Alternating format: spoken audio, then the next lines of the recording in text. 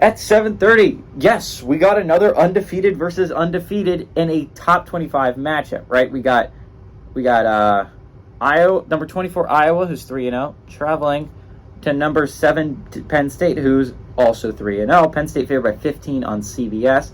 Caden McNamara for the Hawkeyes has gone 38-71, thrown for 417 yards, 4 touchdowns to 3 interceptions. LaShawn Williams had 19 carries for 164 yards, and Luke Lackey's had 10 catches for 131 yards. Drew Aller has been the quarterback for Penn State, gone 59-88, throws for 737 yards, 4 touchdowns, 0 interceptions. Katron Allens had 42 carries for 208 yards and 2 touchdowns, was their leading rusher, and Keandre Lambert-Smith has been their leading receiver, 13 catches for 220 yards and 2 touchdowns. Penn State's 17-14 against Iowa all-time. Last 2 games have gone to Iowa in 2020 and 2021. 4 of the last 5 times these two teams have played, it has been a one-possession football game. They typically play tight ones, right? And mainly it's because Iowa's defense is insane and Penn State's defense is also insane, right? You're talking about 2 of the better defenses in the entire country playing each other. It's not going to be a super high-scoring game, and if it's not a super high-scoring game, that a lot of the time results in close games. Iowa's offense, I was kind of hyped about them to start the year, but they haven't looked super competent this year. And I was thinking, Cade McNamara's coming in. He's a good quarterback. He'll bring some level of competency to the quarterback position. He hasn't played all that well. To be fair, he's no Spencer Petras. Anyone who's better than Spencer Petras is going to be hailed as a god in Iowa. And to be fair, almost any college football quarterback is better than Spencer Petras. But the weird thing is I expected a different side of the Big Ten this year, right? I expected Wisconsin's bringing in Fickle and Tanner Mordecai. That's going to be that's going to be really good offense. And Iowa's bringing in Cade McNamara. That should make that offense better. And both those offenses hasn't been that good. And then everyone knows Minnesota's not going to do offense. They just play defense.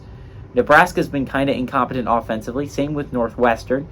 Purdue has a solid offense, if unspectacular, easily arguably the best offense, but Illinois' offense has looked incompetent. Again, I expected a more offensive powerhouse side on that side, and that's just not happening, right?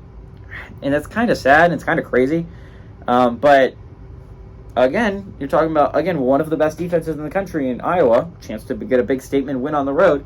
Then you got Penn State. Penn State is a really good defense. Penn State has a really good offense, too, if they can get it clicking. But last week against Illinois, they weren't able to get it clicking. Large part of the reason Penn State won that game, Penn State won it handily, was because their defense forced so many turnovers, it was impossible for the offense to not turn some of that into points.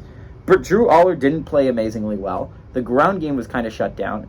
This was against an Illinois defense that let up a whole bunch of points against Kansas. And that's not to say Illinois' defense is bad. Illinois' defense is going to be good this year. It's always solid under Brett Bielema. But Penn State's offense and going against Iowa's defense is going to be a thing to watch. Can Penn State put up points against Iowa? Was Illinois a splash in the water? Because if you can put up points against Iowa, you can put up points against anyone. And this is a big sign. You're going to play Michigan this year. It's going to be at home, but you're still playing Michigan. You're talking about one of the best teams in the nation. And if you want to make the playoffs, large part of that path is going through Michigan and Ohio State. And Ohio State's defense isn't phenomenal this year. Michigan's defense is really good. And if you can put points on Iowa, you can put points on anyone. But if you struggle against Iowa, you're going to struggle against Michigan. And the fact is, Iowa's also a solid running team, right? This is a large part of their strength is running the football. Penn State's defensive tackles need to learn how to stop that, right? If you can't stop Iowa, how are you going to stop Blake Corum in Michigan? I think that's a big question. I still like Penn State to win. I think Penn State's going to win by a lot. Give me Penn State to win and cover at home.